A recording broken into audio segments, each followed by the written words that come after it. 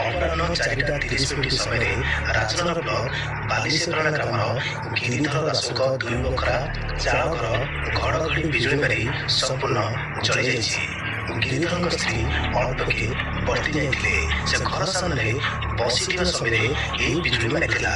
ଭୟରେ ତାଙ୍କ ସ୍ତ୍ରୀ ଅନ୍ୟ ଜଣଙ୍କ ଘରକୁ ଦୌଡ଼ି ପଳାଇ ଯାଇଥିଲେ।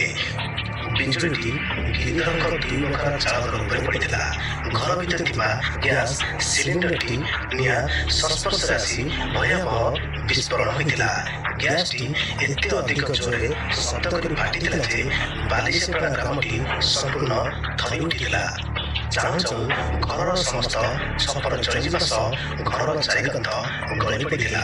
ଗ୍ରାମବାସୀମାନେ ତୁରନ୍ତ ପହଞ୍ଚି ପାଖ ପୋଖରୀ ମଧ୍ୟରେ ଟୁଲ୍ ମଟର ପକାଇ ନିଆଁକୁ ଆୟତ୍ତ କରିବାକୁ ଚେଷ୍ଟା କରିଥିଲେ ସୁଦ୍ଧା ବିଫଳ ହୋଇଥିଲେ।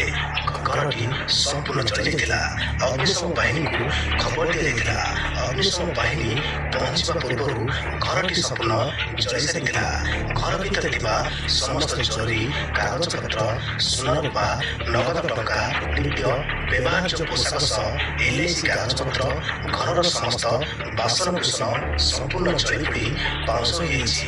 ଏହି ଭୟାବହ ଅଗ୍ନିକାଣ୍ଡରେ ଘରର କୌଣସି ବି ଜିନିଷ ନିଆଁର ଝାସରେ ବର୍ତ୍ତି ପାରିନାହିଁ। ଏହି ଖବର ଜାଣିବା ପରେ ବାଲିଶେପରାଣା ପଞ୍ଚାୟତର ସରପଞ୍ଚ କୈଳାସ କୁମାର ପରିଡ଼ା ଗିରିଧର ଦାସଙ୍କ ପରିବାରକୁ ଭେଟି କ୍ଷୟକ୍ଷତି ସମ୍ପର୍କରେ ଆଲୋଚନା କରିଥିଲେ। ଗିରିଧର ଦାସ ଜଣେ ଗରିବ ଶ୍ରେଣୀର ବ୍ୟକ୍ତି ଅଟନ୍ତି। ତାଙ୍କର ଏକମାତ୍ର 14 ବର୍ଷର ପୁଅ ଅଛି, ଯାହା ଦୁଃଖ କଷ୍ଟ କରି ଦିନ ମଜୁରିଆ ଭାବେ ରୋଜଗାର କରନ୍ତି। ତେଲ ଲୁଣର ସଂସାର ଚଳିଯାଏ। କିନ୍ତୁ ଦୈବର ଏହି ଦୁର୍ଘଟଣାରେ ସମ୍ପୂର୍ଣ୍ଣ ଭାଙ୍ଗି ପଡ଼ିଛନ୍ତି ଏହି ପରିବାର।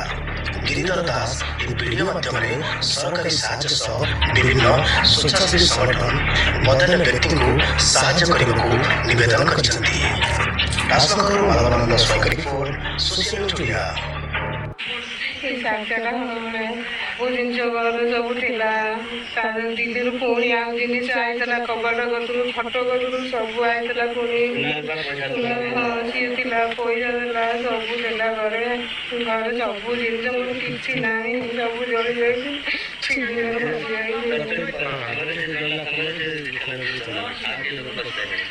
ମୁଁ ଜାଣିନି ଯେ କେତେ କାମ ସେତେବେଳେ ଚଟଚଟି ପଡ଼ିଲା ପରେ କିଛି ସମୟ ପରେ ଗ୍ୟାସ୍ ଟାଙ୍କି ଫାଟିଗଲା। ଘର ଭିତରେ ମା ଥିଲେ, ସେଠୁ ପଳେଇଗଲେ ବାହାରକୁ। ଗଡ଼ରେଜ ଭିତରେ ସୁନା ରୂପା ଟଙ୍କା ପଇସା ଦିଲ୍ଲୀରୁ ବହୁତ ଜିନିଷ ଆସିଥିଲା। ଖଟ କବାଟ ଆଉ LIC କାଗଜପତ୍ର ଜଳିଯାଇଛି। ଆଧାର କାର୍ଡ଼ ଫାଧାର କାର୍ଡ଼ କିଛି ବି ନାହିଁ। କୌଣସି ଜିନିଷ ବି ନାହିଁ। ଲୁହା ଲତା ସୁନା ରୂପା ସବୁ କିଛି ଜଳିଯାଇଛି। ପିତ୍ତଳ ଗରା ଫରା ସବୁ ଜଳିଯାଇଛି। କିଛି ବି ନାହିଁ। ଆଉ ଆସିଥିଲେ ସରପଞ୍ଚ ଆସିଥିଲେ, ଆଉ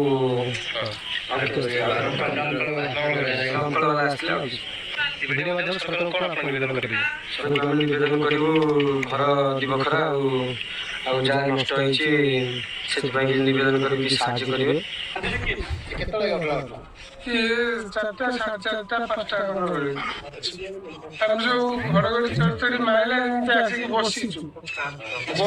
ଏଇଠି ବସିଛୁ, ଏଇ ସେଠି ସିଏ ବସିଛନ୍ତି। ମାତ୍ର 5 ଫୁଟ 10 ଫୁଟ ଦୂରତାରେ ଆମେ ଅଛୁ। ଚଡ଼ଚଡ଼ି ମାରିଲା ଯେମିତି ଗଡ଼ମା ଫୁଟେ, ନିଆଁ ପୁରା ହେଇଗଲା ଅନ୍ଧକାର। ଆମେ କେହି କୁଆଡ଼େ ଆଉ ଯାଇପାରିଲୁନା।